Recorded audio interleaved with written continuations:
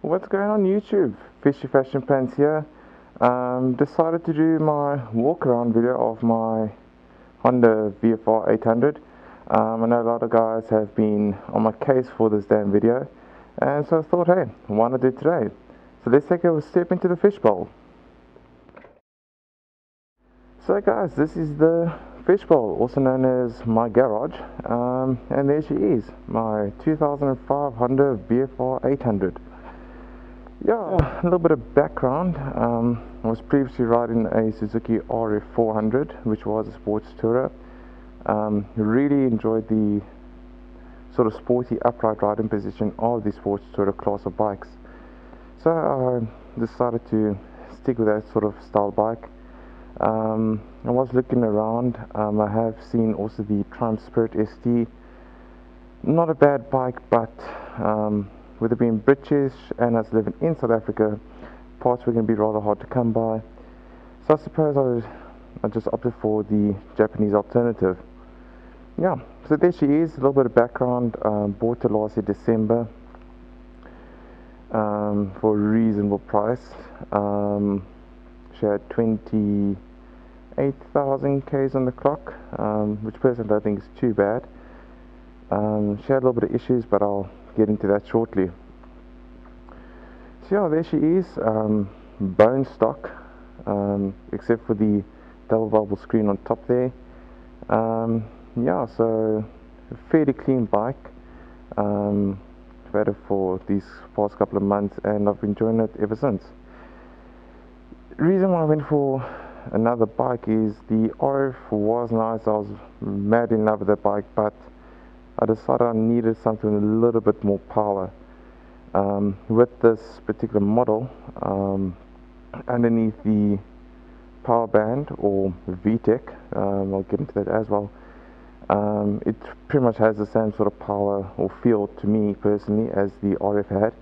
And then once I go over and kick into VTEC, yeah, I mean, got a lot more power and it's sort of what I wanted. Yeah, so some pros that I personally like about the bike, again, riding position, very upright, because I have an issue where my right hand goes numb while riding, especially long distance, and I haven't really found it on this bike. So yeah, that's sort of nice. Got the rear seat cowl as standard, which is also quite nice. A center stand, which also rather is nice to park the bike. Also when it comes to cleaning the bike as well, it's also quite handy. Some of the cons that I have about the bike is not much really. Anything with this particular model, you guys can see down there, a little bit of stone chips over there at the bottom, which I need to get resprayed. Have to do that shortly. Other than that, I mean, there's this little scratch over here. Assuming someone probably came past with something and scratched the bike there. Don't know what the reason is for that. And other than that, I mean, there's a little dent over here in this cover for the exhaust. So yeah, that's the only real, and also, as with most bikes, your little everyday scratches that you get. Yeah, so I mean, other than that, I mean, personally I feel it's a very clean bike. No major issues with her, except when I bought her. Funny story. When I was looking at the bike, the previous owner mentioned that the bike cut out and hasn't started since. But then when I went to go look at the bike was still starting, was riding it around the block. Issue that it was that he was riding the bike, was taking a corner, and the bike just cut out. While looking at the bike, I had the bike idling and she just randomly cut out. Did a little bit of research, found out it could be a whole host of things, and I had to do engine diagnostics. And yeah, phoned Honda in Cape Town, and they said I needed to book the bike in, but that was going to take a couple of months. And I mean, just bought a brand new bike, and I mean, what's the point of letting it sit and not ride? So did diagnostics myself, came up with whatever the issue was. I can't even remember. yeah, but I accidentally cleared all the error codes, and yeah, unplugged a couple of cables, plugged them back in, got the battery tested, and yeah, since then the bike hasn't cut out. So don't know what that was. But yeah, I mean, had it for these past couple of months and she's been riding great ever since. Only thing that I do want to do is change the exhaust. I mean, I want to have a little bit of grunt coming out the back there. So that's just one thing I would change. Other than that, maybe getting some shorty levers or something like that. But personally, I'm not into changing much on my motorcycles. So guys, there she is. I mean, don't know what much is to say about it.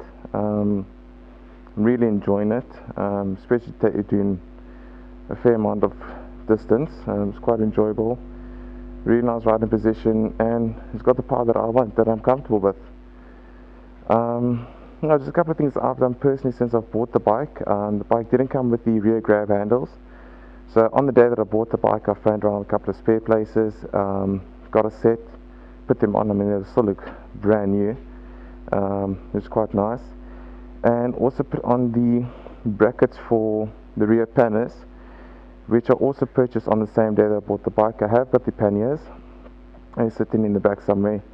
Don't really ride with them on, only make use of them when I do go away with the bike on a rally or something like that. So yeah, maybe to give it a little bit of a start up. Yeah, as I mentioned earlier, I bought on like 28 or so thousand Ks. I've got 32 at the moment. So yeah, I haven't done much Ks with her. But yeah, every K that I have done here has been enjoyable.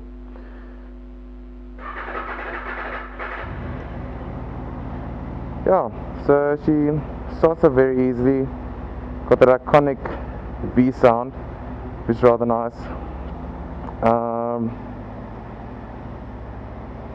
Rather quiet compared to my RF. My RF was rather loud. So yeah, hope you guys enjoyed this video. Please feel free to like, comment and share this video. Check out my channel, Fishy Fashion Pants.